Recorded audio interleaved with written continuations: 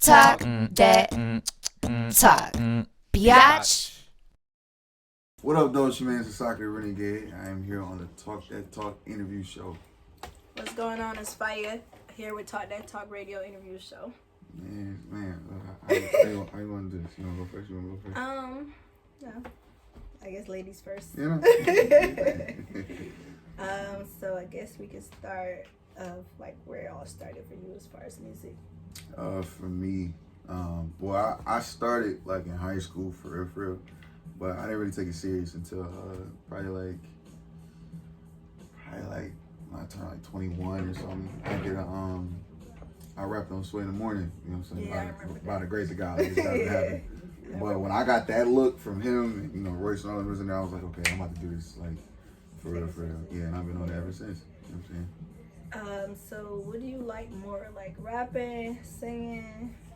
I love rap. Like I like making music in general, which is why I kind of venture into both. You know what I'm saying? But I'm always gonna be like a core hip hop rapper type dude. You know what I mean? Like rap is always the go-to. Okay, because I like both. Like I like when you rap, I like when you sing, but then you dance too. So Yeah. it's like kind of can do it all. So that's Keep pretty throwing cool. shit. They can't tell you what you about to do next. You Yeah, you gotta keep up. You know? It's a lot. But For sure. yeah, I definitely done checked out your projects and everything. So it's been a minute. It's been a long time coming because we were supposed to collab for a minute now, but it's just like It's gonna happen. It's gonna happen. You know Just what I'm saying? timing, getting it all together, getting sessions in. But Yeah. Okay, so where did everything start for you? You know what I'm saying? What got you into music? So I would say probably high school. I did like talent shows. I was actually like in a band in high school, kind of like me and my friend would play like guitar and write music after school. And then I finally tried out for like a talent show at my high school, and I did like both talent shows, and people were like, "You can sing." I was like, "Oh, for real?" So that's what really made me want to take it more seriously, because I didn't like have that confidence until I actually did the talent shows and I was in front of people. So then I started performing more and getting used to that. And then after high school, I started doing like shows with my cousin and performing at like with live bands. Oh, that's all right. So I wasn't really doing any kind of studio work until like maybe a year or two out of high school. And I was just performing a while, like just doing backup vocals or just performing with like reggae bands. And then I started discovering my sound and what I wanted to sound like, because like my cousin would just bring me in the studio and I just look like so then I was like, okay, I kind of could see myself doing this. So now I feel like I got like my style down and like what I want to sound like, because I just got into the studio. I met my engineer at the time, which was Jupiter. Then we worked on my first project. Worked on my first project, Purity. And then it went from there, and then I had got the placement with Girls Trip. Congrats on that, by the way.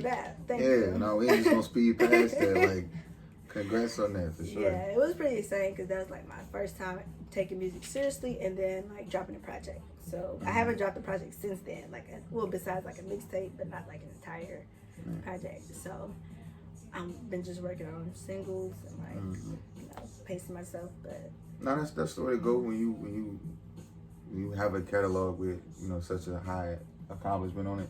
Like, you just want to keep sprinkling like love. You know what I'm saying? I've been like, I want to give you guys this. You know what I mean? Nah, for sure. I feel like it's not appreciated like if you give them too much sometimes. So now it's like they like drop. Yeah. Now people like forcing me to drop. Type shit, right? All right, so it's not just me. Like, no, it's not. So do you feel like when you got the Girls Trip acknowledgement, do you feel like the support changed for you? Do you feel like more people start gravitating towards you? I feel like I started to learn a lot more about the music industry after that. So it got like weird for me, because I was just like, oh, I love music, I want to be in the music industry. And then it was like, oh, okay, this is industry. So I started taking things a lot more seriously after that. And then I feel like I took a little break too, because I was going through like personal relationship things. And then I just was like, okay, what do I want to do?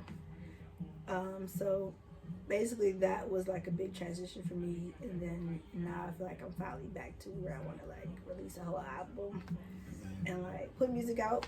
because I feel like people do recognize you in different ways, but I feel like people also like act weird and just it's just weird vibes here in Detroit. Facts. It's just weird. Big facts. It's the best way to put it, but especially when you actually got something like legitimately going on. Yeah, like, it be weird. It just like, be so weird for no reason. Like, and so I just like I stay to myself and I just kind of do my own thing.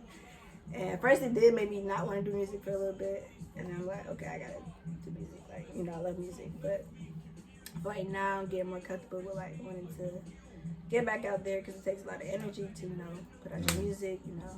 Whether people appreciate it or not, my style and my sound here is like it's receptive, but it's not all the way receptive because it's like maybe hip hop, rap culture here. So, but I dive into like a little bit of different genres. So my style is becoming more receptive since I released that song and since I released that project. Now people are more open to like reggae music, dancehall, pop, all of that. So now our sounds are becoming more popular for real. But back then it was like, who's doing that? Like, no, it wasn't accepted because like you couldn't walk in places and imagine you hear something like that unless it was a spot specifically for that. Like you have to create an event for that. So exactly. So it would be like weird vibes at shows. I'm about to make an event for it. And it's still like that kind of, but now it's like they'll call me for a show. Like, okay, we're doing this like a previous show, or but Detroit is still becoming open to that. So now, for sure. So, all right, I feel like every artist, in whatever regards, has a moment like where they fell in love with what they do. What was yours? That's a good question. I would probably say in high school where I mainly like would just write songs with my friend. Like my friend would play guitar, and I would try to learn how to play the guitar with him. So I'd just write songs with the guitar, sometimes with the piano. So it really started for the basics of just like singing and just playing the guitar, and then it kind of transpired from me trying to take my culture and using that to create like my own sound. Because my cousin, he would like push me in the studio. Like I was like, I don't want to go to the studio. And like, no, you need to go to the studio. And then he would have me in the basement writing like for hours and hours. So I feel like that also pushed me to like take it seriously, because out of high school I really didn't know if I really wanted to do it, because I really never was exposed to it even as a kid. Like none of my family members that I knew did music, and now that I'm older, I'm learning that I do have people in my family that do music. But before then it was just like me, so I never had that support to really push myself. So it was really like out of high school and really like going to shows and performing that I really gained the confidence to like want to create an album. And still learning and growing, but now I feel like I'm more comfortable with my sound. Like the more that I've been doing it. Yeah, mine's just like probably a little more shallow than that. I was so like a lot of people know me from like the eastern area, because that's where I was performing at, mostly when I first got started. Well, when I first started taking it serious, I said that. I had never like did a show where I was headlining or nothing like that at the time, and even with knowing everybody that throws shows and stuff at Eastern, I never like, Asaka the Renegade, come do this, we're gonna make you the main event. So I think the moment I fell in love with it, where I was like I love this feeling.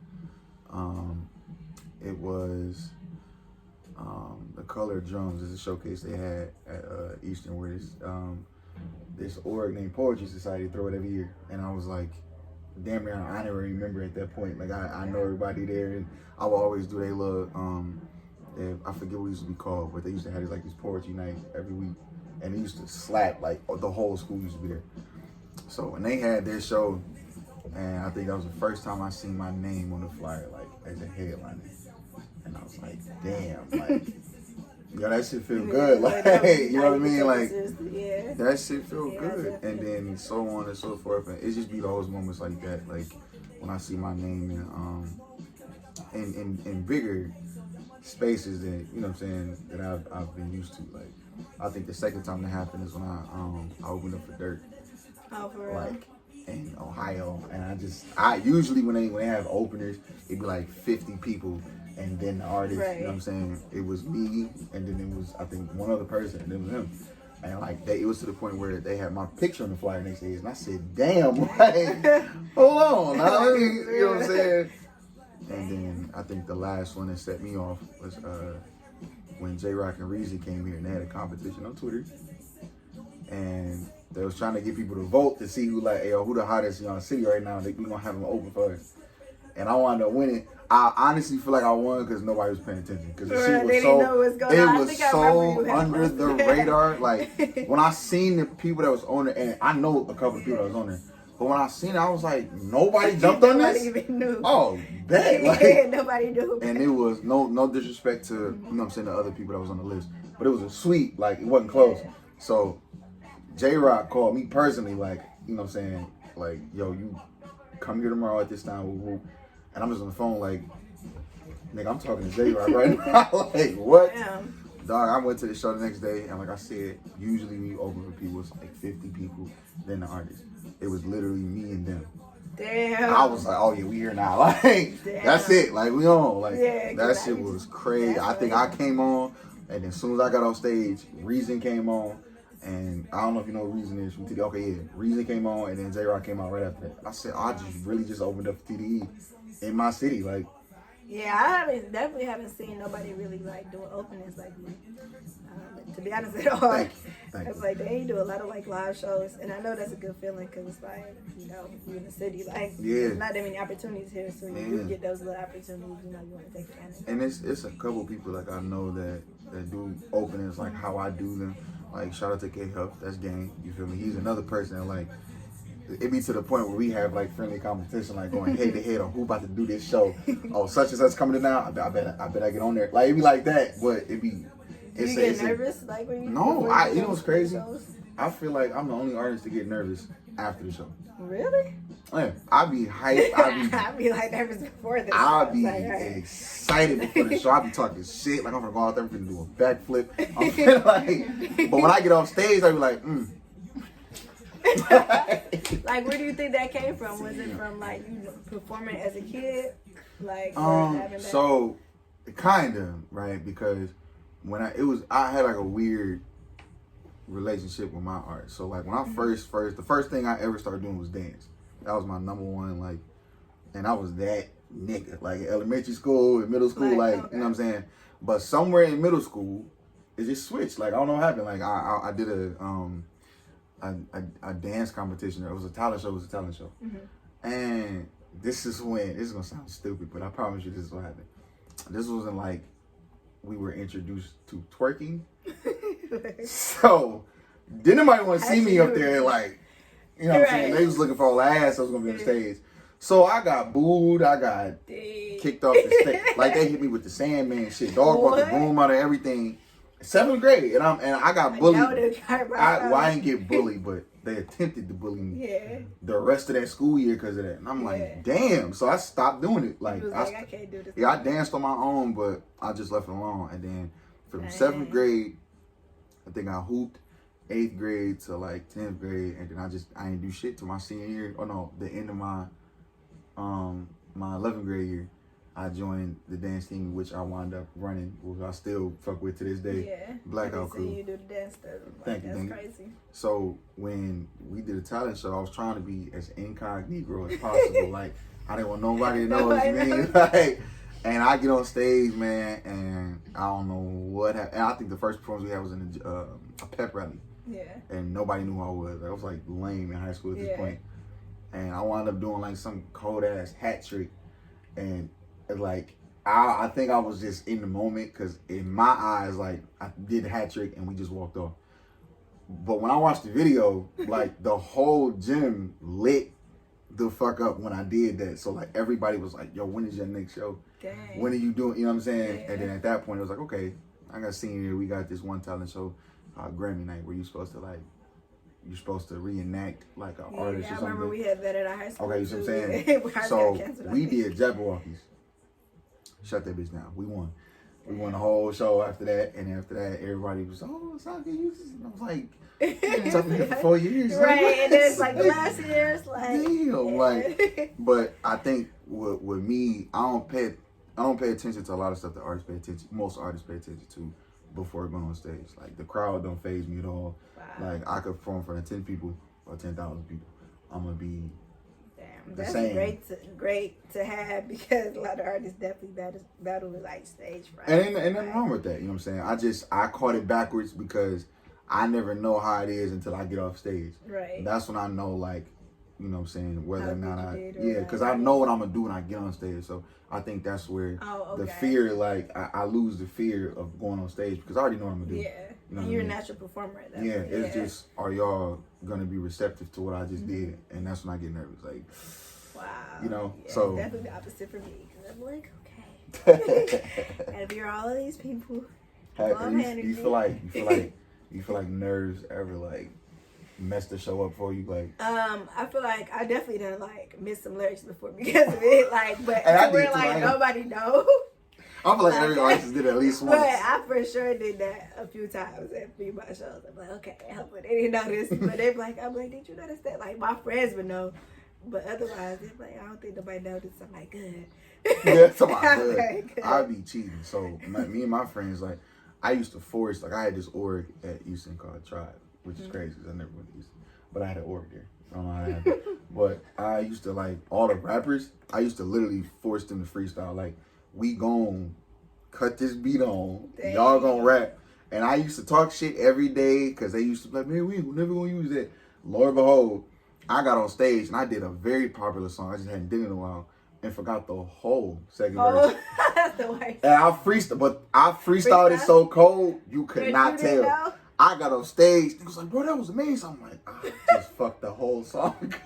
That's the worst Oh feeling my ever God. too. Like, But nobody could tell. like it's really only for you because you be knowing. Yeah, exactly. Like, yeah, what if Exactly. this person was here, or like you Man. be overthinking it. And I had somebody backstage too that was like, I know you fucked up. Yeah, I was they knew. damn. Yeah, like somebody knew that you knew. Damn. And everybody used to notice. Yeah, like that's the worst. Man. That's still one of my biggest fears too. Like fucking up the whole song, like live on TV or something. Like imagine that. Like oh, damn. You can't come back from moments like that. No. It's like okay. What I thought was like is gonna be what I think is gonna be most difficult is censoring yourself on live TV. I think that's gonna be. If you have a lot of curse words, You know what I'm saying? Yeah, I'll be trying. I to try not to. I actually try not to like use a lot of curse words in my song, even though like my style of music can be explicit, so I try to like incorporate those styles. Yeah, of course. But I try not. I don't know why, but I've always tried not to use a lot of curse words in music because I never. When I'm a singer, so I don't feel like it's necessary. But like with rap, I definitely get that. Like you kind of use lines and stuff. But And even then, I'm trying to grow and like expand my vocabulary more to where I don't have to rely on those. Yeah. But they also are an extension of whatever it is what, you're expressing. yeah, So what it's you like, saying at that time? yeah, you know what I mean. But Yeah. it just be hard. Yeah. I be watching like other artists too, just to see how they do it. Like you know when they go on these big shows and whatever. Oh yeah. So a lot of times they just have two versions of the song. And I know that's that. right there Yeah. what I did. Because I watched Kendrick do something on, I don't know if it was SNL or Jimmy Fallon, one of those. And he damn near had a whole nother verse. Yeah, on it. he had a whole nother. So when I did the Sprite shit, because the song that they picked for the commercial or whatever has another artist on it. Oh. And they asked me like to perform it. So I'm like, oh yeah, I'm about to bring bro. And it was like, no, I'm gonna got one contract. Oh wow. So I'm like, I gotta come up with another Another verse. But they told me that the wow. day before. So I'm like, oh, A day before? The day before. I said, what the fuck am I supposed to do? I can't write nothing. And I cheated. I cheated my ass off. I had a verse on my previous album Yeah. that kind of fits in that same Yeah, tempo. that same tempo. So I spit that verse because I know y'all didn't hear Yeah, they it. heard Yeah, it. I'm spitting this again. Like, And it it flowed worked. the song, It yeah. worked perfectly. Like if you watch the video, like my performance. I definitely watched it. That second That's verse, crazy. if you listen to the actual song and then listen to the second verse in my performance, it is two completely different songs. Dang. Like nobody will know. Yeah, I can see that happening. I'll be kind of mad like the day before though. The day before. But that's another reason why I didn't do a lot of features too, because I didn't want to like run into complications when I perform, or like what if it's a song. I know it's like for rappers it's a little different too. Like y'all be having, I don't know. I guess it's both. Like I didn't want to deal with like. It depends, honestly. Does it seem like some people have like a lot more features on their albums nowadays, and then some people just have their own like Yeah. just done depending on what they. I feel like with rappers, like we can't really like, or I say up and coming like rising rappers, we can't necessarily pick what song is gonna pop. Yeah. So we try to avoid, features on songs that yeah. we hope will be the ones to pop. Be the ones. Yeah. But like we don't have like people. I don't know. I feel like, you know what I'm saying. And I actually want you to elaborate on this too, because I feel like it's a difference in how like different artists are pushed. So I feel like with singers, I feel like they take a song that you might not even, you know what I'm saying, wanted it to be, but they be like, okay, this is the song we're pushing.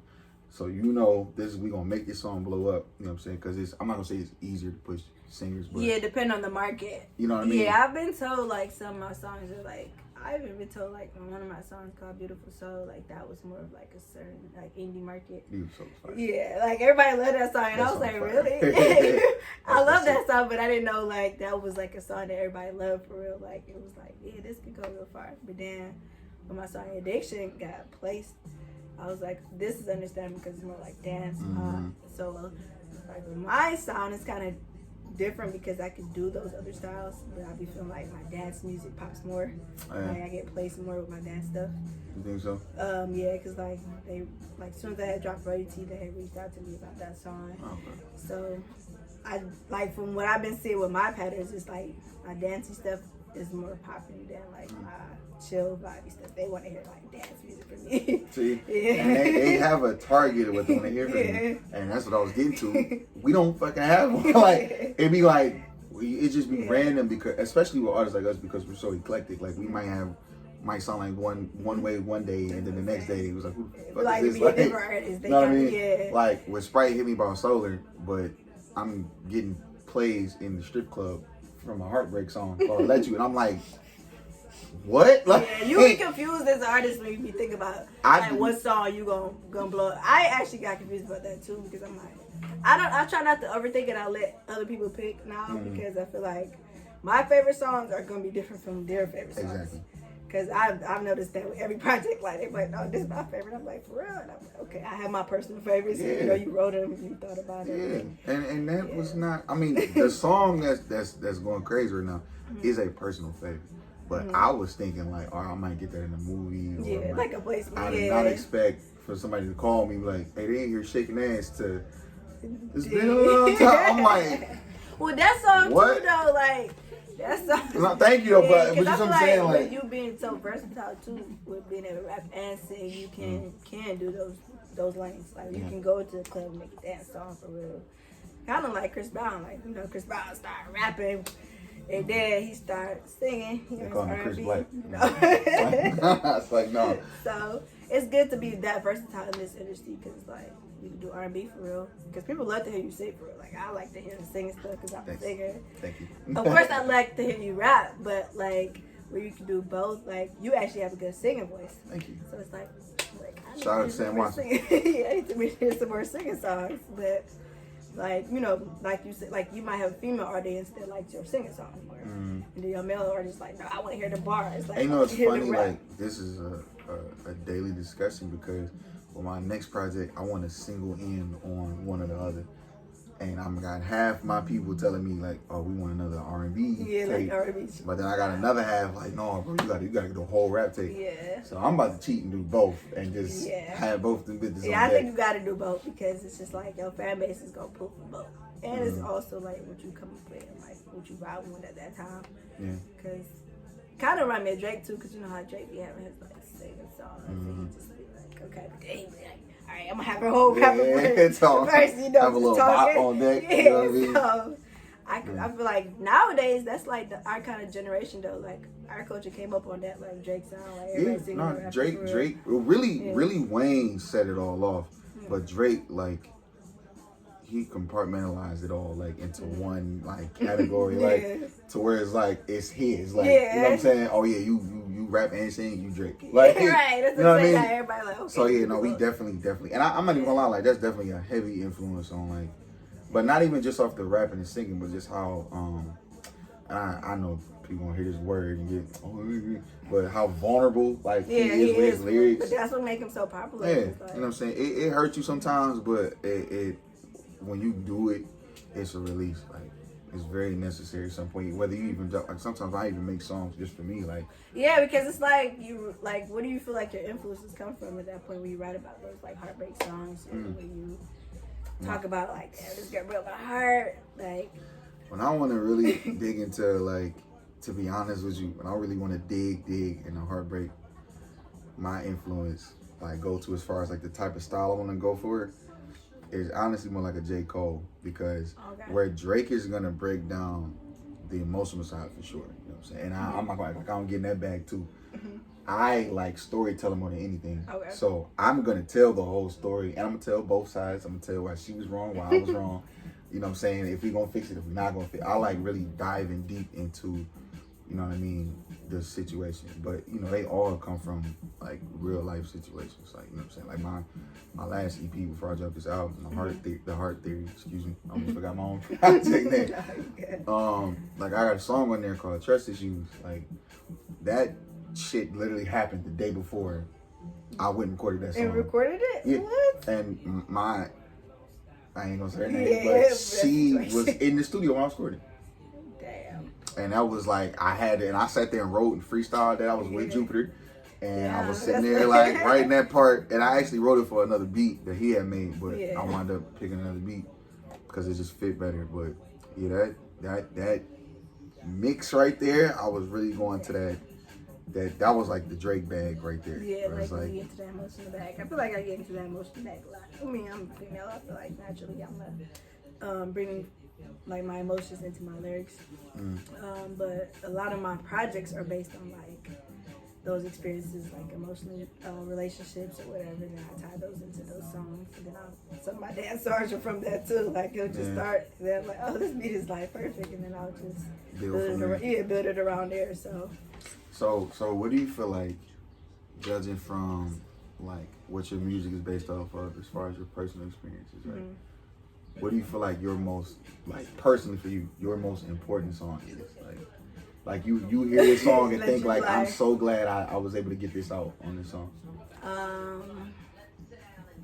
That's well, it's actually some of my unreleased music, but now I ain't gonna be able to release it. But type shit.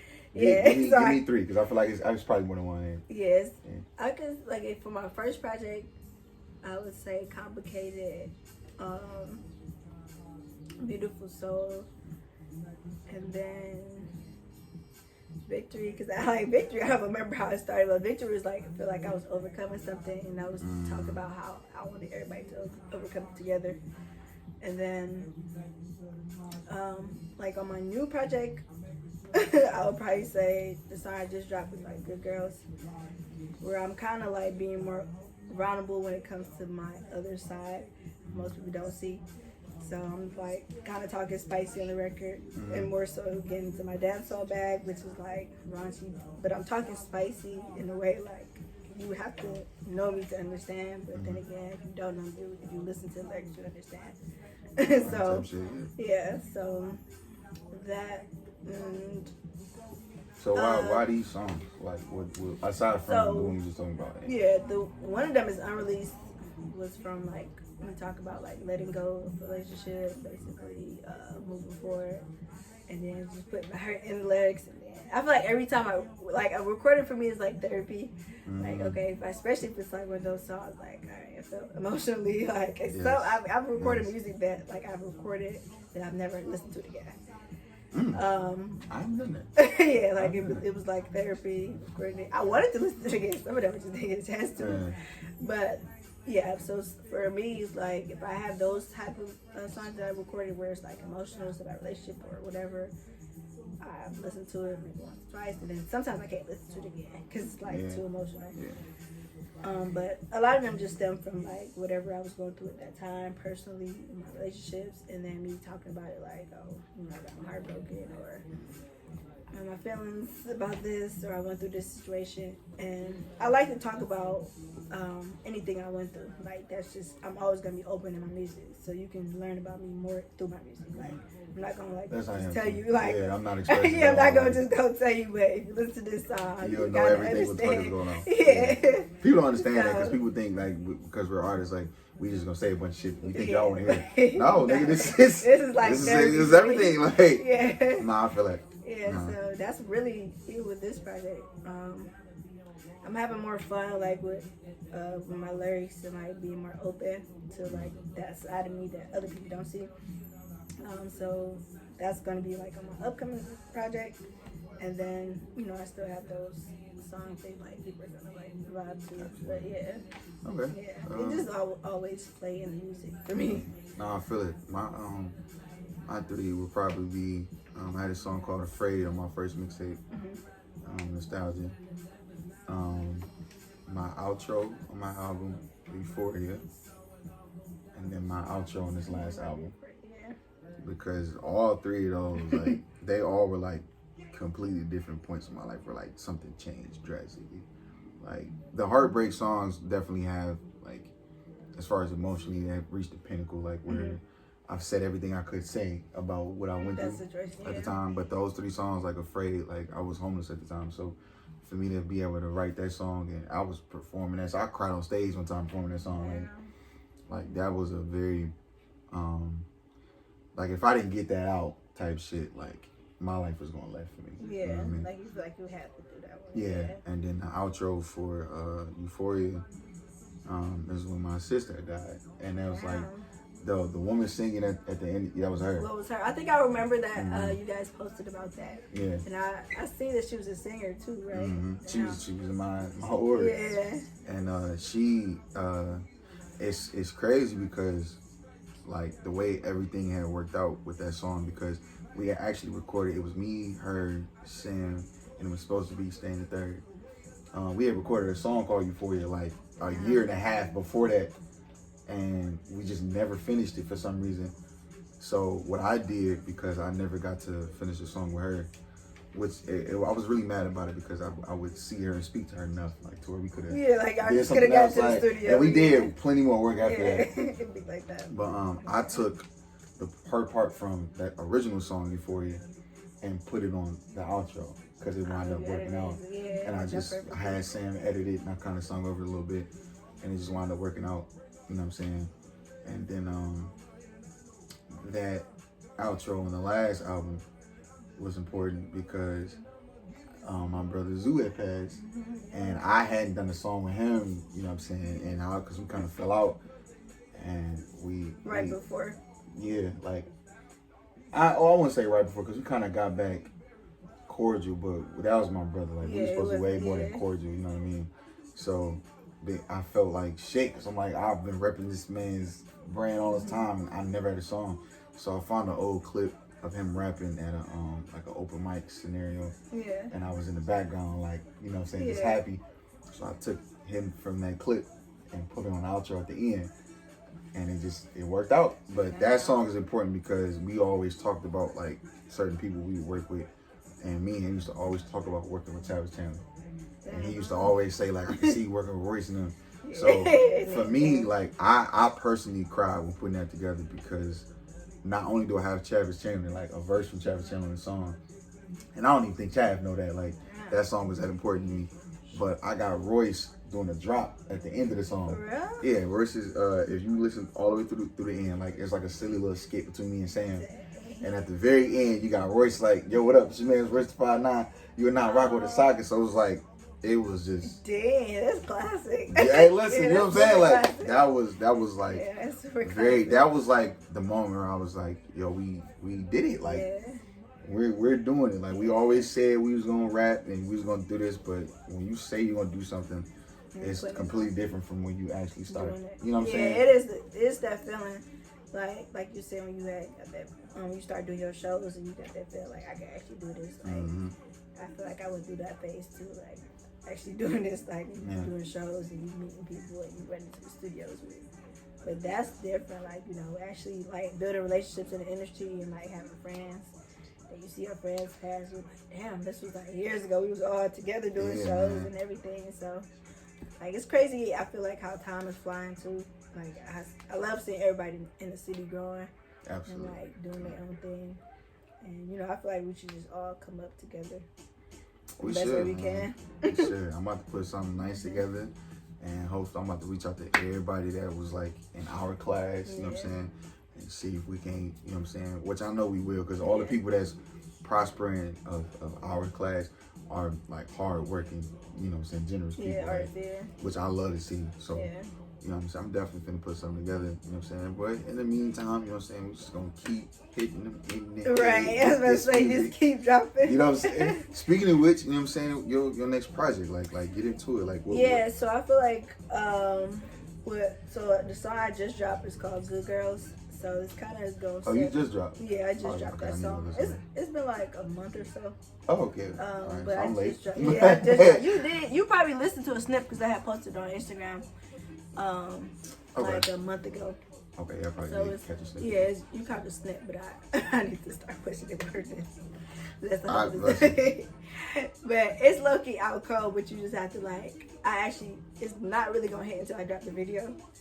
Because people not gonna really see until they see that side of me. Like the video's out cold. And what is it called again? It's called Good Girls. Good Girls. Yeah, so that's kind of gonna set my project off. But with COVID and everything, I feel like I didn't want to wait too long to drop this next project, but I feel like COVID actually slowed it down a little bit because I was like, I was supposed to be doing more shows and everything right before COVID, and then COVID happened. I'm like, well, do I want to drop? But everybody's like, you need to drop now because, you know, dance. With everything coming with summer and everything, you know, things are opening back up. Yeah, things are opening back up. July 1st. Right. I'm like, so I was like, over there. Exactly. So everybody like, hey, you might as well drop now. What's the challenges that y'all had to do with the pandemic? With the pandemic, I would say, like, for me, a lot of shows got canceled. I feel like it was harder to get to studios too because the studios was actually shut down. So my studio was shut down for a minute too. And then, but good thing I was like always working. So I was always like recording music and stuff. So I have enough music to release. But like me trying to find like the right time to drop because the pandemic was like, do I want to drop now? Cause like a lot of people was on the internet and, you know, on Instagram and everything, but not everybody was really paying attention to. Like, people was dropping, but things was also moving fast. Yeah. So for me, it's like I like to hold on to my music too long. Type shit. Because I'm like, okay, I want to drop. So I don't want it to fall on deaf ears because I like, you know, I put a lot of energy into my songs. So I want to make sure I'm dropping correctly and just, you know, putting the right music out. But I have a lot of like, you know, vibe music. It's definitely like summer vibe, like, you know, that's just my type of music. But my project that's coming out, I was gonna name it Make Believe. I still might change it, but the whole idea behind it would be basically like basically in the dream, but like living the dream as well. Like you can all feel like it's fake or it's not real, but you really live it in it and you're going through the whole process. So that's kind of like the concept of it. It's like, you know, so each song is gonna be just about all of that, pretty much. No, for sure. No, that definitely sounds intriguing for sure. I like stories behind it. I think the biggest thing for me during the pandemic was trying to figure out what to drop. Cause I'm a content rapper. I do have my fun. I do get to singing and shit. But like for the most part, you know what I'm saying? You feel me? But thank you. But see, that's my point. Like people expect I'm one of those, which is cool. This is what I wanted. You know what I mean? I'm one of those voices like people look for. Like, okay, like all this, you know, saturated shit going on. Like we need somebody to tell us like exactly what the fuck is going on, but not just tell us what's going on, but tell us from our perspective. We need somebody to tell our story. You know what I mean? Like, so that was my struggle. Like, all right, it's weird because it's for some reason extra lit because everything is shut down. So now people going back outside again. But it's a lot of important shit going on too, like with the police killings and the CDC and all this other shit they telling us to do, they telling us not to do. Then you know what I mean? The president shit going on. Like it's a lot of shit. I feel like it was a lot of shit going on. You know what I'm saying? So process. I was really on some like, and then the George Floyd shit, like really what kickstarted off where I'm like, okay, I'm finna talk about this shit, cause, and that's what I did. I dropped, that's why I dropped Solar. Actually, I dropped Solar and On My Soul, right around that, and I actually got a video for On My Soul depicting that whole era, and I wanted to wait until it died down to drop it just to remind niggas like, oh, we didn't forget about this shit. Like, we ain't off of it, nigga. We just, you know, everybody cool right now because everybody getting all this money, but we ain't forget about this shit. Right, we know exactly what's going on. You feel me? So it kind of led into duality, but that was my whole thing. Like, what the fuck am I supposed to drop right now? Like, am I supposed to drop something conscious, something with content? Yeah, because it was a lot going on, and I felt the same way. I did actually a song with Roy's brother, Vicious. Oh, really? Construction of a Black Nation. So we got like a video out and everything. everything. On the same wave. That's so what I'm saying. It was like the same thing, and I'm working on a project too. I'm actually working on a rap project too, but that's in the work. That's in the works. Oh, okay. So I am gonna be doing some rapping. Right. But I actually did always love rapping, like growing up, but I just never like took it seriously. Like I freestyle here and there, but I'm not like no Kendrick Lamar. You already got your foot in the door. You know how many rappers can't fucking freestyle? Like, I know. Like, no, like can't. Like, I learned. I was like, okay, I I'm a cipher rapper. Like I rap. Like aside from singing all that shit, I will bar somebody to death. Yeah, you come out. So that'd be my mindset, and I'm talking about I done went all the way to New York and like with the hub of hip hop, and realize a lot of these niggas, because everybody's writing their raps for it before they go on. And ain't nothing wrong with that. Nope. My thing is, you're not finna tell me you're a better rapper, and I can't cut a beat on right now. Whether you got something ready or not, like I agree. I feel like if you're a real rapper, I feel like you should come out. No, if you call yourself a rapper, you should have at least 5-6 in the chamber, 5-6 raps just ready to go, and then you should be able to freestyle off the top. Otherwise, you're an entertainer, and there's nothing wrong with that. Ain't nothing wrong with that. That was a big thing in hip hop too, with that whole situation, like with everybody, like, you know, apart from having like, you know, writers and everything, and people like freestyling. That is true. I did learn like a lot of people a lot of people are not comfortable with freestyle at all, because it's just like for them, some people are just strictly writers.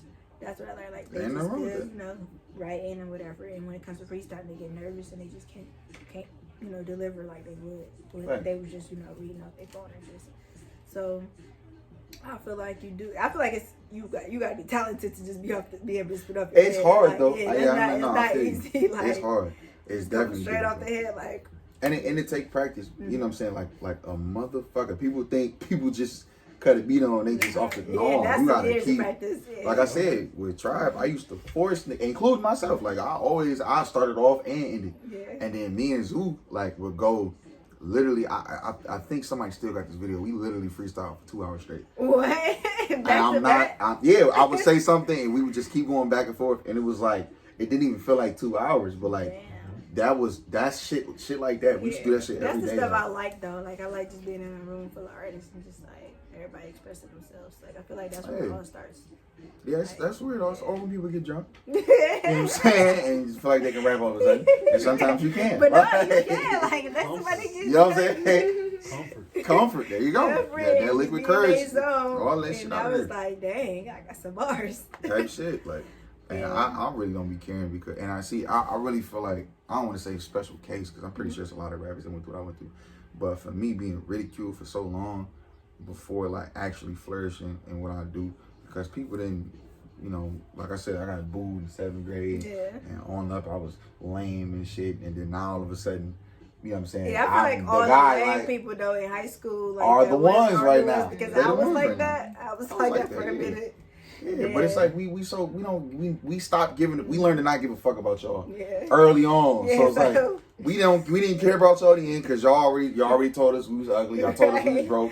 Y'all told us we never had it. Now we here. I'm none of those things. I still don't give a fuck about what you think. Right. But now you ask me, bro, do this shirt look, bro? Like, you know what I'm saying, bro? How does song sound, bro? Like. I don't care, like, so like, I don't give a fuck. That's why I'm so comfortable now. I was like, I don't give a fuck if you think this shit is sweet or not, bitch. I know, you know what I'm saying? Yeah, you gotta have some good confidence. I feel like to be in that bag. For sure. We just got bullied into it. But, Yeah. you know. Yeah, I definitely went through that phase too in high school. Like, I actually had a similar situation where, like, I had tried out for, like, choir, and, like, I did, like, a Rihanna song. It's just, like, I was just like, all right, I just killed my singing dreams all the way. Yeah, it was, like, in 9th grade, I think. I tried out for, what the fuck was this shit? It was some type of, like, piano, like, I don't know, we was just gonna do performance and piano. I don't even remember what it was. It was like a club or something. And I can't read music. I can play by ear like a motherfucker, but I can't read music at all.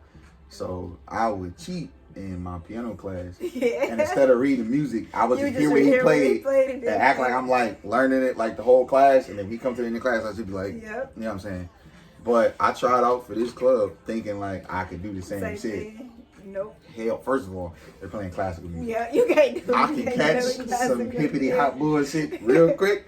But Beethoven? No. Nah, nigga. Like, you gotta know how to read music. Y'all gotta give me the YouTube breakdown. I had that same similar situation with piano. You know what I'm saying? See, that's the part. I was like, nah, I can't even do this. Like, I feel like I forgot a lot of the basics though, because I had took piano class, piano went into, and we had to learn how to read music and read the notes and everything. And I feel like after I took class, I didn't practice enough. Actually. And now, like, I know how to read some music, but not to it. Like a nigga could put a gun to my mama head. Like, nigga, what note is this? I'll be like, I love you. I swear to God. Like, I'm gonna see you again. Like, cause I don't know. Like, I feel like, but you gotta get, if you train like, cause I feel like I'm the opposite. Like, I can't hear music. It's like weird. Like, I'm definitely offbeat, but you wouldn't know. Like, really? I know. Like, I'm bad. Like, that's what I feel like. That for me, that's what makes rapping hard for me. If it's certain beats, yes. If it's certain beats and tempo, you be like, all right, go. And I'm like, okay. I feel it. Yeah, like I'm like that when it comes to music. Like, I'm the opposite. Like, I can learn how to read music. Like, but trying to like learn how to kiss the tempo and shit. I think that was dance for me. I think that's why I was able to like catch tempos like if you dancing, Like they told me in like elementary that I was not able to try a dance class. Like I danced to keep me out of dance. It was that bad. You gonna beat them up right now? Like, and then I never took dance, so I always wanted to get back in dance, and now I'm like trying to get back at like the basics and learn how to dance. But like, listen, I got like 3 classes I can send you to right now. Like, I need it. Shout out to Robbie. Robbie does beginner classes at the same place I teach. You know what I'm saying? I'm talking about it right now. We gotta get into it. I'm trying to get into all of that. But okay. So we all had our little, beginner stages. But when it comes to like writing and like being in the studio, that's like my favorite experience. I just like creating like when I'm in the studio. Like if I can have that vibe. I actually want to ask you about that too because I'm the opposite. Like I gotta have my shit together before I even step in the building. Do you feel like it's better for you to create like on the spot, or do you feel like you gotta? I think you should come prepared, especially when you pay for studio time. Yeah. So absolutely come prepared. Like, every engineer is gonna say the same thing. Like, don't go to the studio. I had to learn that myself. Like, I just want to create. No, you better off come with at least. What I try to do is at least come with a verse and a hook. If I don't have my last verse figured out, and I'll figure it out when I'm in the studio. Type shit. Yeah. Okay. But it's definitely best to come in fully prepared, and then you can create your song how you want it to when you're in the studio. Yeah, because that's another thing. Because then you have the time to figure out like how you want to say this or do this. But definitely come prepared. Cause I've been trying to do both because I feel like sometimes, depending on what type of song you're doing, and if you have the time, of course, right? It's a lot more organic to do this. That's shit what I'm saying. But. You pay for that studio You know what I'm saying? time. That's the bitch really right there is that you got to pay for that. You got that unlimited studio time, like your homie's engineer. And, you know what I mean? You can have that time to create them vibes because it is better. Like, say you got like a guitarist there, you're trying to build from scratch. Like, you building everything from scratch. You know that's gonna be a vibe. Yeah. And sometimes you're right. Like, it's not as organic when you already have the lyrics, but. Or you already got everything you think you got it. But for me, a lot of times I might think I have it you know, but when I get in the studio, it might sound completely different. Yeah, no, so I love creating that magic when I'm there. Like, damn, I didn't know it was going to turn out like this. Yeah. I kind of imagined it like this, but it was completely different. So it's really, if you have the time, you Yeah. gotta pay for that studio time. It depends on what type of song I'm gonna do that day too. Like if I'm gonna do something like with some substance behind it, that's written before I walk in the booth. Yeah. You know what I'm saying? Because You I already know what I want to say. Yeah. At that point, I'm going to the studio to form it. You know what I'm saying? To what I'm hearing.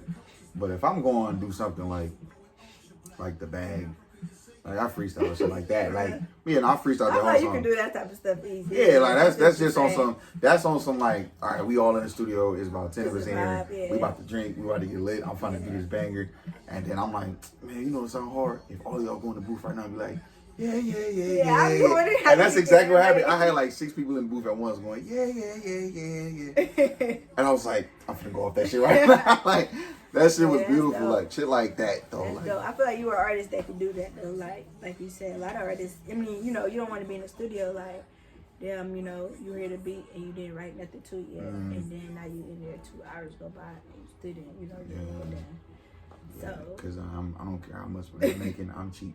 for real, I don't like like wasting studio time. you know that studio That shit time costs is a lot. expensive because It is. that be, I'm telling you. is. So, I make sure like if you know, and like a lot of times I have enough music, so I don't have to go to the studio time like every day. But if I want to create something, it's gonna be new and working on it towards something I'm about to use instead of wasting my time. I feel it. Yeah, now. So how much time do you feel like you put into your craft like every day? I feel like now I could put more, to be honest, because I feel like now that I have enough music that I want to release, I feel like now I should just be focused on like performing and like getting ready for shows. So you feel like you in the process more so of still creating it or trying to put everything together? Trying to put it out for real. Yeah, trying to put it out because I'm like, I got enough music now. Like, I just didn't put it So out. I ain't making nothing. I really don't. Like, I want to, but I don't want to take away. Because every time I make a dude, like, I damn near got another whole project. I recorded Okay, like, so I'm not tripping. and I'm like, dude, I can't put this I'll be out like, right now. bro, this gotta go on a new project. Yeah, like I can't put this out right now. I gotta focus on all this other music I have, and that's why I was like, I don't want to keep going to the studio because I feel like I'm gonna take away from the time that I need to be promoting, like doing shows or like pushing this stuff. Like, I needed to hear that because I just went to the studio 2 days ago. Yeah, like and I'm 2 days like, for that, and I'm no. about to go again tonight. And it's the passion of just wanting to record and working on Yeah. music, and I had to get out of that because I'm like, okay, but I have all these songs and I can't drop them right now. Type shit, yeah. So I was supposed to be going to Chicago again with another engineer out there. He's really dope too in there. So damn, they got a whole project with him like that is out cold. Definitely like different style than what I'm even doing right now. That like what I'm about to drop. So I'm trying to like pace myself and not like that's what I said. For me, it's just like dropping music. Everybody on my head about dropping, but it's like I should wish I dropped it. So like and really just holding on to my music, but yeah, like that's why I'm like I don't want to go to the studio unless I'm doing like features. Like that's when it's worth it for me. And yeah, it is good to go to the studio and create them vibes because you never know, like you said, like having thousands of songs is good, but you know, for that catalog and keeping that locked away. Then when shit get cold, you can just be like, You always got to. Right. You feel me? That's where I feel like, yeah, of course I should be going to the studio. But now I'm like, okay, I need to release this stuff. Yeah. Like, I need to just focus on planning my releases.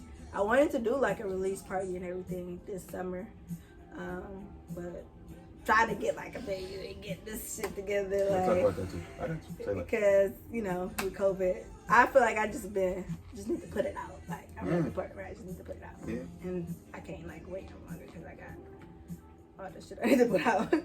That's where I'm at. Nah, I definitely think. Yeah. I'm sitting on like 3 songs right now. I'm like, dog, I damn near want to drop a whole nother EP. Yeah, right because now. you be wanting to drop like whole projects. Like, should I Yeah. get them all this music? Yeah. Like, Yeah. so like with me recently, what I was doing was just dropping singles, and it was working because I was seeing like people were really receptive. Like when I had dropped Victory, and I had my song Royalty. I was like, damn, like people were really picking it up. I had people picking it up from Chicago, like from other places, and I don't even know like people watching me from all over. I got somebody hitting me up from UK, like they need to come up here. So like that makes me want to be consistent because you know it's like damn, like everybody want music all over. So always dropping is important, but it's like when to drop Exactly. is where I'm at. And then you gotta push what you already dropped. You feel me? Like, And then there's another thing too, like, and artist to artist, when I ask you this too, like, what do you feel like you drop or you create music more so on what you want to release or what you feel like people want from you? I feel like when I first dropped my first project, it was what I wanted to release. Cause like my first project name is called Purity, and it had like a whole story behind it. It's like my basically me like growing into my innocence and growing out of my innocence, and then just like, and then I feel like after that is when I feel like became more industry, like more music industry. And then I was just like, I feel like I was overthinking, like, oh, should I drop this? Because when I got my place, I'm like, okay, they like this dance stuff, I gotta drop dance music, you know, like. So, but now it's kind of like I create how I feel, and it just happened to be what they want. Yeah, that's beautiful. That's how I feel now. It's That's like beautiful. I just naturally do this. Yeah. So that just came over time. It didn't happen like immediately. I feel like, nah, I can go to the studio and create that vibe, but I have to be in that. Because I feel like I can't, if I'm not in that mood or emotionally in that mood, I'm not going to fake it. Like, I have to be authentic with it. I feel that. Come out. Yeah, I feel like I'm in the same space where I'm kind of in both. When I first started though, my problem is I was making music for everybody else. At the same time saying fuck everybody else, which is crazy. Yeah. Like the first song I really kind of like kicked the door in with was a song called Rest Easy, and I was like rapping my ass off, like, but I was really mad when I was recording it because I was just mad at how everybody was treating me around that time. Like, and that was around the same time I was homeless. That's when I dropped my first mixtape. So I was just mad. I was just rapping. I was just barring niggas to death. And then he was like, "Oh yeah, we like that." I was like, "Okay." Like, what are kind of some of the reactions you get from like your fan base, like with the rapping, and you feel like they just be like they want to hear you with the hit them with the bars, or like what do you think like they want from you? I think the core of my fan base wants me to rap, like, at all times. All times. You know what I'm saying? Yeah. But I think they also understand that, and not saying I can't as in I can't write it or rap it, but I can't as in I have other forms of expressing myself. So I can't just keep giving you on different type of rap songs. Yeah. Because eventually y'all gonna run into a problem and y'all getting the same type of song. You know what I'm saying? I gotta experience life, and I don't experience what I go through don't make me feel the same way as this may make me feel. So I may want to rap about this, but this ain't really nothing I can just put in the words, like, because I know my voice, you know what I'm saying? My voice, I'm real good with my voice control, but I know my voice got bass. I'm assertive when I rap. So I can't be rapping about heartbreak, like, you know what I'm saying, all the time. But how do you feel like with being signed to like major labels and them kind of like wanting you to sound like this one way? Like, do you think you ever sign like a major deal where they're like, okay, well, this song blew up and this is how we want you to do this it? way, I mean, I'm not gonna knock nobody to do that, and I'm not even go as far as to say that I wouldn't. My thing is, I'm a full scope type of artist. Like, I'm not staying in one category just because like a label wants me to. My whole thing is, even if I do blow up off one song, and you know, I will hope it to be a song that I actually intended. Like, I put my actual, I didn't just drop this song because y'all wanted something. Like this is something, you know what I mean? It's something I actually put time into, or something like that. You know what I'm saying? I wouldn't have no problem like continuing to be myself. But same way I was just saying, I can't just keep making rap songs like that. I can't just keep making, like, if I blow up off the bag right now, and a label tells me we want more songs like this, y'all gonna get about 2-3 more. And you like, I got some more for you. And then I'm rapping. Like, yeah, I'm doing something else. Because I will never conform to one side for I was anybody. gonna say, like, how do you feel about like the Detroit, like the Detroit rap scene? Because you know, really, the Detroit, it's like a Detroit low-key blowing up right now as far as like the Detroit rap scene. Like, how do you feel about that scene right now? I feel like it's lit. I feel like all eyes on us. Like, I feel like Detroit about to be the new Hollywood at this point. Like, you know what I'm saying? Like, it's a lot of talent here. I like that Detroit is blowing up in all aspects as far as music. Like, you got the underground rappers that's blowing up. Then you got like the people with that sound, you know, that core Detroit sound is blowing up. You know what I'm saying too. So it's like you got both sides. Like, you got singers from Detroit blowing up. You got producers from Detroit. Would you ever collaborate with like a Detroit rapper here? Hell yeah. Like, who would you collaborate if you had? Like with that Detroit sound. Yeah, like that Detroit rap. Babyface Ray off top. He got it right now. Babyface Ray got it right now. I don't care what nobody say. Like he got the crown right now. I definitely do something with Vezo. Yeah, Vezo cool as heck. I definitely rap with Sada. You know what I'm saying? I definitely rap with Payroll, of course. You know what I mean? Legend. As far as that sound, you know what I'm saying? T Grizzy. Do you see yourself ever rapping on a Detroit type beat? So that'd be hard. Fun fact, I actually did. Okay. But I don't like it. Okay? Really? I don't like it. But everybody around me is like, "Dog, this shit hard as fuck." You never dropped it? I never dropped it. What? I just did it. I just gotta hear it. And I freestyled it.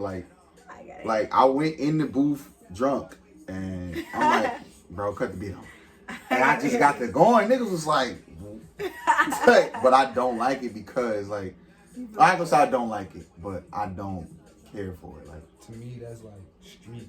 You know what I mean? Street, yeah. I put street in front. And that's what I get. It's like you how to get out of character. You feel like. But see, not even because I'm not gonna say I'm a street nigga. But I am from the hood, like, you know what I'm saying? So I done been around, I done grew up around it. I done had my fair share. I done went through more shit than a lot of these niggas who rap like that done went through type shit. But my thing, I got two problems with rapping like that for me, not for nobody else. One, like, it's only so much I can say with that type of style that A, hasn't been said already, you know what I'm saying, by somebody else. And then B, like, that I'm gonna wind up saying again my goddamn self. You gonna say the same like, and then the way that style is right now, like, you either gotta be funny, super fucking disrespectful, or both. And I'm hilarious, and when you piss me off, I do get disrespectful, but not to the point where like I fucked your mama on the couch and now I picked up her kids. Like, I'm not finna like you gotta say some. You know what I'm saying? Like. You try rap is so funny right it's now. It's so funny. Just like, but when they be sweet with that shit, though, they be on. And my thing is, like, if I can't rap at that level, I don't need to put nothing out like that yet. You know what I'm saying? I'm gonna try to make you practice because I actually do have a goal to drop a song like that one time. I think you should like just do it for just Detroit. One time. But that shit gotta be sweet. I gotta be at the same level because when it comes to rap, I feel like humbly speaking, of course, like when you do music, you're supposed to feel like you're the best at what you do. But in reality, like it's only so many people in the city that can rap like me, or out rap me. Like it's literally a handful of niggas. Like, and other than that, anybody else getting barred to death. But with that, that's how you're supposed to feel. That's how I feel. No, and even them niggas, like y'all gotta. Y'all still gotta come with it because I'm on y'all ass regardless. You know what I'm saying? I feel like too when you rap, you have to get respect from the OGs. Facts. Like, and Detroit comes from like that rap culture. Facts. So hip hop. Hip hop. You know what I'm saying? Street and hip hop. Street is come on now. And with the street shit, it's like I done built myself up like with years and years. I actually study rap. Like I actually like got notebooks and shit at home on different eras of rapping. Different styles of rap, multi-syllable raps. I watch battle rap. I study punchlines, all type of shit like that. Damn. And that works for the hip hop side. Yeah. For the street side, I don't have enough study to come with that. Like I can't do it because I probably thinking too much too. Because I feel like they don't think it all when it comes to. You hear the joke I just cracked about how music is like? That's probably me overthinking it already. Like overthinking, and I'm kind of like that too when it comes to music in general. It's like sometimes you be like, is this good enough? You know what I mean? mean? Then you be like, look at what they play on the radio. Type shit. And it's like, and this is no knock to our sound, of course, but like, even when I tried to do it, like, you can just tell, like, yeah, bro, don't do this. Cause like, it's like I said, you gotta be super funny or super disrespectful and throw some bars in between. Now, I can do the bars part, but it's like, I don't be as hood as I can be. I don't be attracting that type of energy. I feel like you being yourself is gonna be the best anything. Exactly. Because you can always rap on a Detroit beat and just still rap like it's like regardless you're gonna rap like you. And that's what I did. And that's why I like it in the sense of like, I tried something and I feel like if I keep working this, I can be sweet. You know what I'm saying? Right, but I don't like it in the sense of like I'm listening to this and then I don't never like try to compare myself to other artists. Yeah. But again, like when you went back to the hip hop shit, like for me saying like, okay, I know it's a couple niggas that out rap me, but I bar niggas to death. That means I've listened to niggas and I'm hearing what niggas is talking about, and I've said to myself, no, I can bang with y'all for sure. I might even sweep a lot of y'all. I can't do that with that song, so I'm not comfortable. Like, I'm not even finna put that out because I'm talking shit on that song. I'm not even confident behind this shit because it's like I know somebody else in this field can out rap what I'm doing right now in this sense. So I'm like, it's not me. But who's your like top 5 like favorite rappers? I forgot to ask you about that. Top 5 favorite rappers. I gotta put K Dot at number 1. That's just like Kendrick is number 1 for sure. Kendrick is number 1. Yeah. I gotta throw the big 3 in there: Kendrick, J. Cole, and Drake. Okay. They like the big 3 right now. So you don't feel like I should ask you who's your top 5 old school and who's your top 5 new school? Okay, so you want 2 different lists? Yeah, let's get 2 different lists. So old school, DMX, number 1 all-time favorite rapper, rest in peace. Like, the whole reason I even started rapping in the first place was because of DMX. No cap. Like, would not be a rapper if it wasn't for DMX. DMX, Common, Busta Rhymes, Old Dirty Bastard. And I gotta, for number 5, I gotta go with Tribe Called Quest. Like, that's top 5 like influences for me. You know what I mean? I throw the whole Wu-Tang in there, but I feel like ODB stood out. Like, you know what I'm saying? And since I'm talking Wu-Tang, I throw Method Man as number 6 because he's also another favorite. As of right now, like I said, Cole, Kendrick, Cole, Drake, Saba.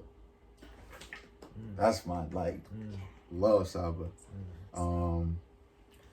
And number 5 right now. That number 5 spot is tough, but I would probably have to give it to.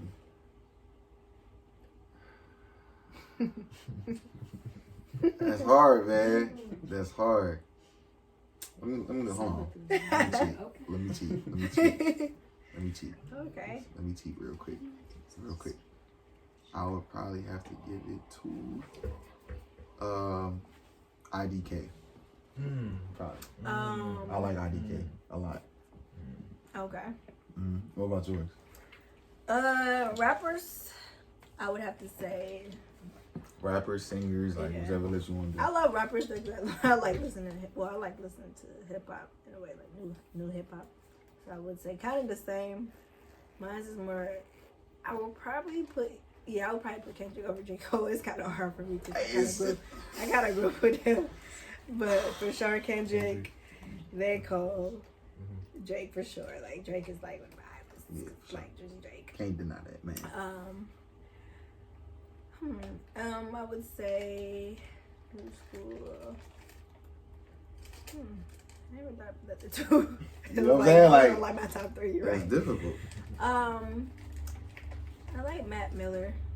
I saw him in there. Rest in peace, Mac. Yeah. And then I would say I love I would throw Royce in there now too. Like Royce, I've been listening to study his music, and of course I would say Eminem too. He not in my top nothing.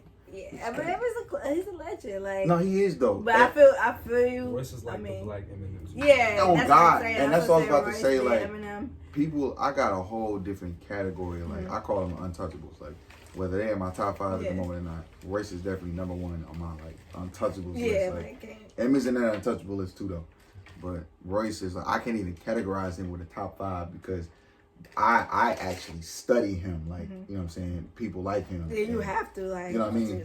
I can't even categorize that man because it's not fair. Like type shit. Like I don't even look at him like a rapper. I look at him as like a professor. Right. Like you look at them the same way I look at DMX. Like I look at him like. But a reason why I put DMX in my top 5 is because on top of being able to study DMX, like DMX has influential songs. Like for me, and like I said, I wouldn't even have begun rapping because if it wasn't him.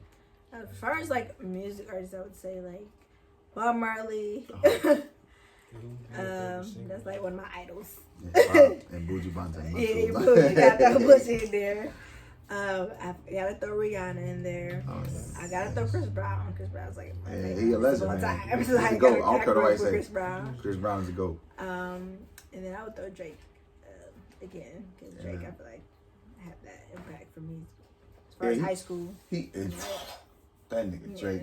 Yeah, like I've always wanted to be signed to OVO, like Facts. because I feel like Drake is just he really like put like that my culture and kind of like made our music play like on the radio more. So I feel like they wasn't really playing like dancehall or reggae music or Afro Caribbean music. I'm not gonna lie, like on some real shit. At first, I didn't like it because, with us being like natives, like you know what I'm saying, it was like, so you gonna appropriate our shit, and then I ain't gonna crap like how he did. Who the fuck was on that original Controller song?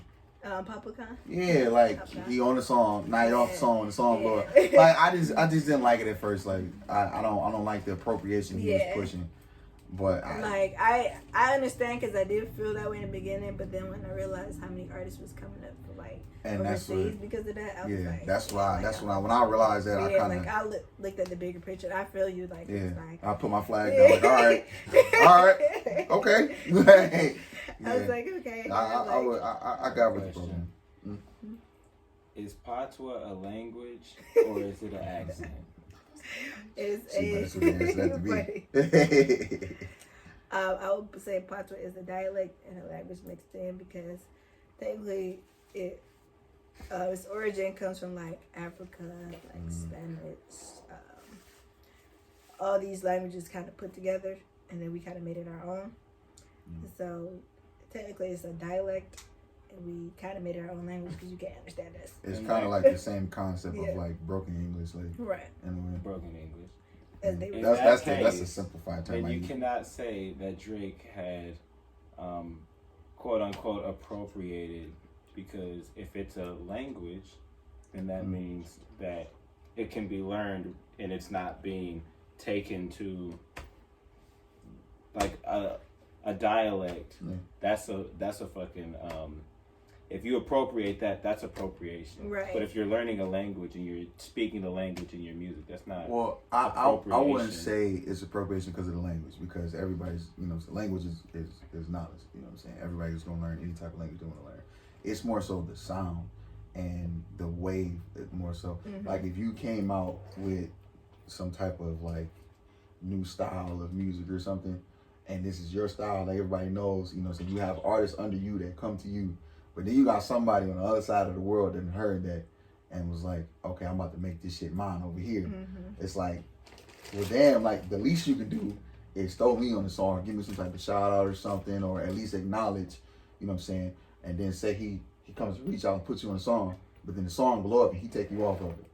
It's like some Post Malone shit. Type shit. Like it was just at the time too. It was like that shit was just odd. Like all of a sudden he around these Jamaicans and he just. Yes, and he got this sound, and he's not putting on for the culture at all. One of them niggas. I was just supporting guys. I feel it, but I'm not even mad at that. And I feel like it does have a lot to do with like how corporate America is and how the industry is, because like I feel like Drake did grow up around, because with Canada and Canadians, like I have family that's in Canada and all that. It's Jamaicans, it's Trinidadians, it's like people from all over the world. So he definitely grew up around, all cultures and wanted to, do that. And I didn't know that at first either, too, though. Yeah, a lot of people didn't know that. And like if you go to Canada, then you're gonna see up the streets a Jamaican, like up the street is African, like it's gonna be all people from all over. So he probably had friends that was like from all different backgrounds. So like you see now that you Drake on the UK vibe, like. Yeah. Like so, it was just we in school and man, we drink on that Jamaican shit, and I'm like, I know it was so funny, like damn, like. But really, like I'm telling you, after he did that, though, like now everywhere is like Afro Caribbean, and like now I can put out music. Take it from that nigga. He definitely like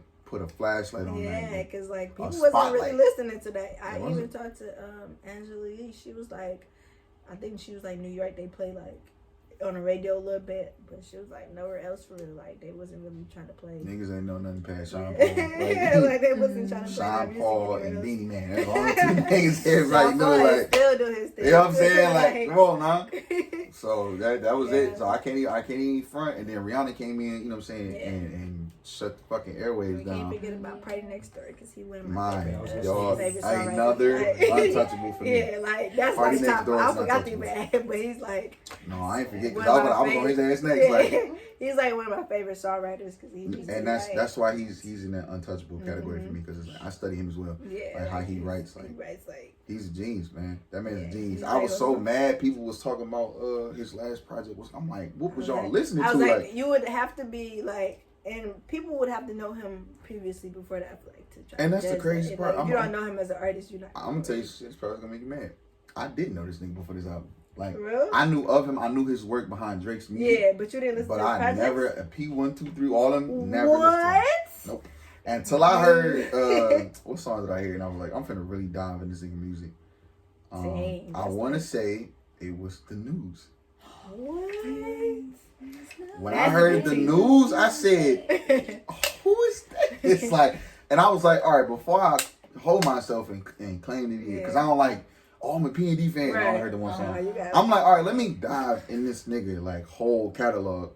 And as I'm listening, it was some shit in there that was like, okay. Yeah. But then it was a lot of shit that was like, dog, like he's a genius. You like, you gotta listen to how he writes. Like I went back and downloaded a bunch of his old shit. I even found an old song. I forget what it's called, but it was on SoundCloud. But like he wasn't using no auto tune or nothing. It was like an old. Oh, just like him. Yeah, and I was like, he been sweet. Like he been like, and even with Weeknd, I forgot to even throw Weeknd. Weeknd's like one of my artists. Weeknd like. I could never get into it. You gotta listen to old Weeknd too. It's kind of like old Weeknd was like you gotta kind of be like how it would part of you like how his music progressed, and sometimes artists progress and you might not like the new stuff, which I can see why, cause like you can outgrow it. Yeah. With Weeknd, like his old projects was like bangers, like, and now it's like you got to grow into knowing this new Weeknd. Yeah. Cause it's like now it's like he a completely new artist. I feel like I'm not even saying like he was, cause Weeknd is another. Weeknd is probably like one of the biggest stars to date. You know what I'm saying? Yeah. I just never really got into like I hear a couple songs from him, but I didn't. This shit hard, but it was never enough to make me go like, let me go listen to that. Nah, like OVO and EXO was like they went through that whole thing, and like you really have to study that. That was a time. That was definitely a time. Yeah, that but I feel like all those artists kind of tie into like what we are today, and now we here. Now we gotta get the song in. Facts. Facts. You guys can give like final thoughts and just like remind them of like stuff that's to come. You can shout out the show again, tell them to subscribe. This is great. Talk to me podcast. Like swung up from outside again, right? No podcast. We don't blacklist you. No podcast. On YouTube from this music. All right. So yeah, I would say don't forget to check out our upcoming collaborations. We both got music coming out again on FYIAH.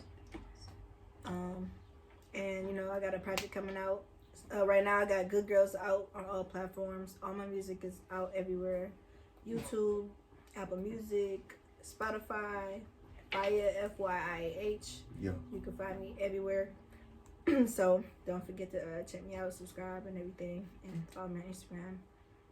And then, we definitely about to get some work in. I'm about to get in the studio. Oh, God. Yeah, man, y'all make sure y'all follow me on Instagram at Asaka 3.0. You know what I'm saying? You might hear a little Sprite commercial that B got. You know what I'm saying? So make sure y'all check out that whole project, Duality, available on all streaming platforms. Solar video coming soon. Me and this queen are definitely gonna link, so y'all make sure y'all keep your eyes open for that.